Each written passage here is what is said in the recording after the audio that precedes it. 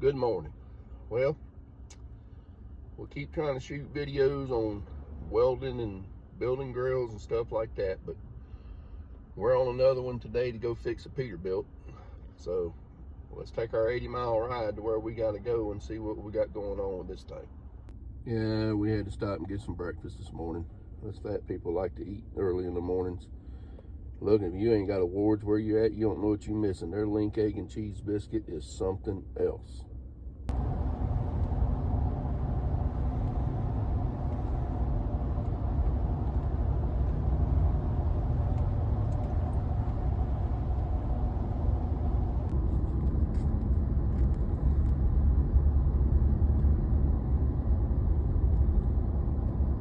All right, so we made it to our destination. Our little 80-mile ride. So let me show y'all what to check for on this thing. All right, so what we're working on is a 2020 Peterbilt 389. And the complaint is the truck has an air leak on it. So we're gonna troubleshoot and see what we got going on here. We came out the first of the week. The suspension was leaking down, which apparently it's leaking down again. We found a airbag with a hole in it, so we ended up replacing the airbag on it. Let's stay open there. And they called me back and said it's still leaking down slowly, but he was able to run it and make his loads. So what we're gonna do is troubleshoot this thing, see if we can't find out what's going on. So the whole point of this video is to help you learn how to troubleshoot problems on your trucks. I know I've been trying to do welding videos and stuff like that, you know, building our grills, but this is another business we got too. But the whole point of this is to help you learn how to troubleshoot your truck so that you're not having to go spend hundreds of dollars at the dealership. Even if you have to take it to the dealership to get the work done, at least you may learn how to pinpoint what your problem is, so when you get there you can say, I want this done, and get it done and get your truck back without spending a pile of money. So when you're troubleshooting air systems on trucks, what you want to definitely make sure you have, make sure both of your air tanks are fully charged. I've seen people try to troubleshoot this and only build the primary up to 100 pounds, shut truck off, crawl under, can't find no problems. The thing is, if you're doing, you know, checking airbags on suspension or cabs or anything, all that works off the secondary tank. So if you're not up on your secondary tanks, then your suspension's not going to air up properly. So you want full capacity of all, you know, all your tanks. All right, now we're under this thing. Oh, come on. Sometimes putting your fat butt on a creeper is like overloading a flatbed trailer. It just don't want to roll. Oh, there we go. All right.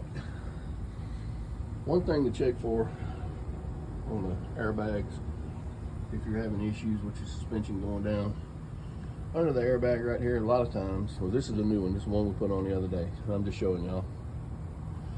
A lot of times, the air will actually leak from under here, and you cannot hear it. The best thing you can do, take you an old squirt bottle of soap and start spraying around it. That will normally bubble up.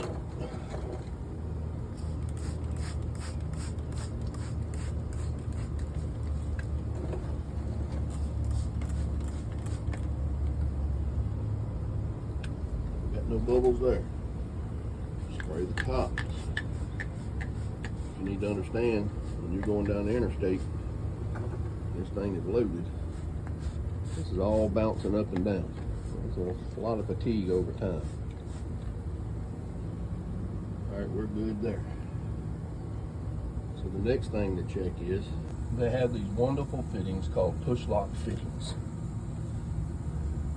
That's what this is. Where your line just shoves in and automatically locks. And they're bad about leaking.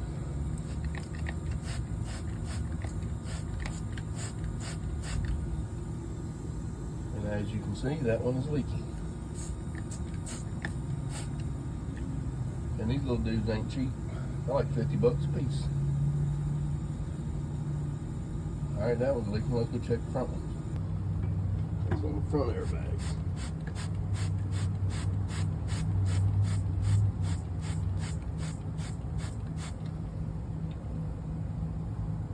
Yep.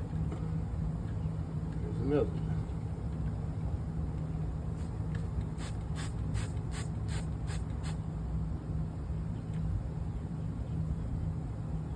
All right, that one's back. All right, so if you need these fittings, there's the part number from PACCAR. There should be the same part number for Peterbilt or KW. Like I said, these things are about $50 a piece. They're not cheap. But this is something that you can do yourself. It's just a piece of crappy plastic, crimped to a piece of brass. You can get these all in brass, which I like brass better because there's a lot less flexing. So let's get these changed out and see if it fixes our problem. All right, to change these out, you'll see a little collar at the top of your fitting. So what you want to do is you want to take your airline and push it down. At the same time, push that collar in.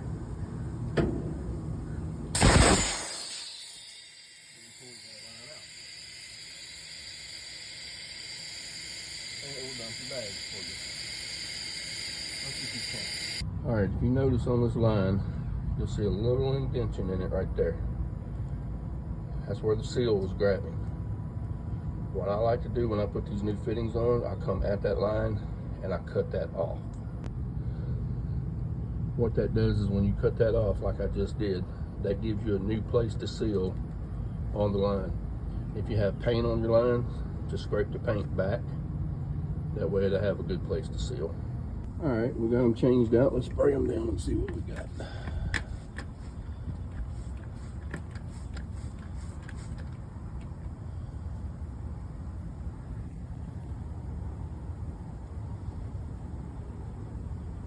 All right, that one's good. Let's check this one.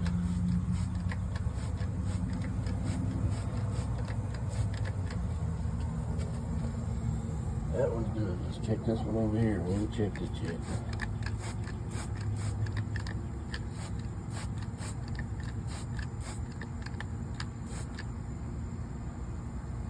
Alright.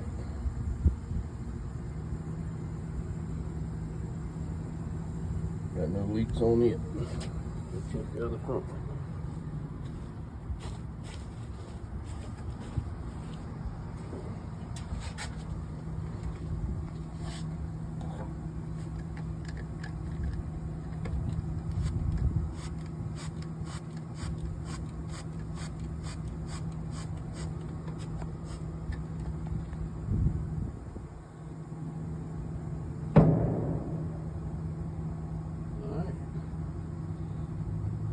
See no leaks.